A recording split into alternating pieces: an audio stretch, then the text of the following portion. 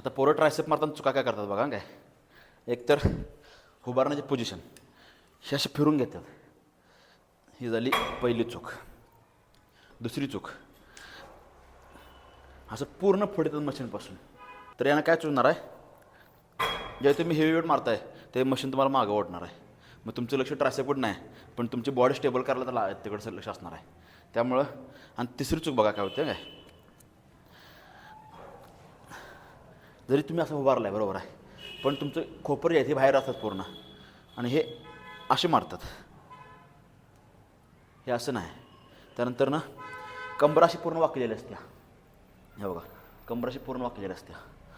तर ह्या चुका करायच्या नाहीत. आता राईट कसा बघा, पहिला घेते वेळी एक पाय मशीनला, एक पाय पुढं साईडला. त्यानंतर ना कंबर पूर्ण सरळ, हात थोडंसं वर आपल्या कानाच्या लाईनला, पूर्ण क्लोज, पूर्ण पाठीमागं, पूर्ण पुढं, पूर्ण पाठीमागं, पूर्ण पुढं. ओके.